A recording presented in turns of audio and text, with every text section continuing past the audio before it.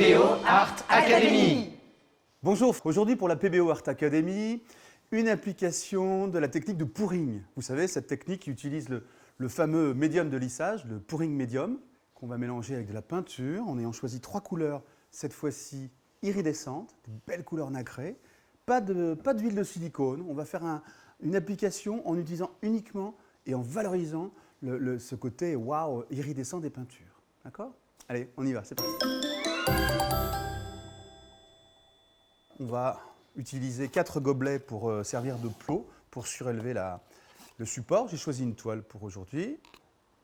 Voilà, comme ça on va pouvoir avoir notre mélange qui va se faire, des coulures, qu'on va travailler d'ailleurs sur les côtés. Donc une paire de gants.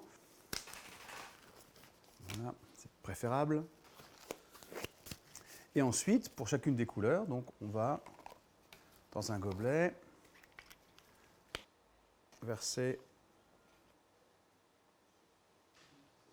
50% à peu près moitié-moitié de peinture acrylique et de médium de lissage, de pouring médium.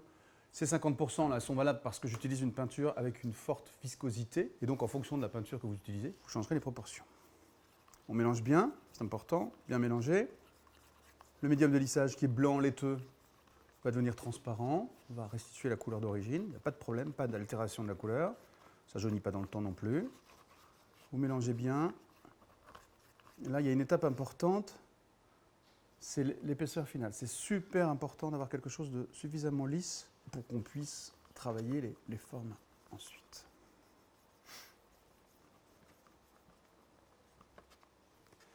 Voilà. Même opération pour les autres couleurs.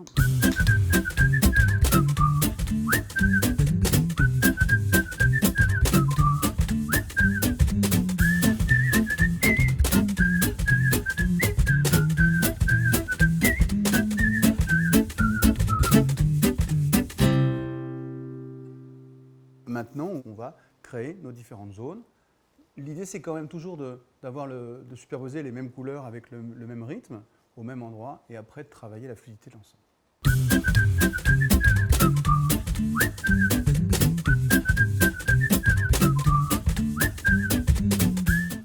Donc on suit le même rythme, rouge, turquoise, rose, rouge, turquoise, rose, rouge, turquoise, rose. Et on va maintenant laisser les couleurs se faire. C'est super beau. Et on a vraiment une belle utilisation des couleurs irisées. Voilà. Ce qu'il va falloir faire maintenant, c'est avec une spatule, venir combler les trous. Je préfère faire ça plutôt que de reforcer les transformations, parce qu'on maîtrise un peu plus ce qu'on fait.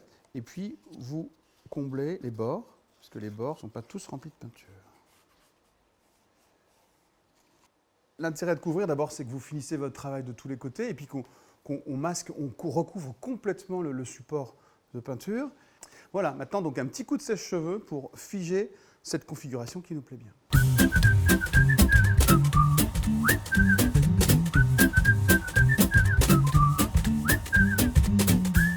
Alors là, on ne sèche pas, hein, on fige, on bloque la transformation.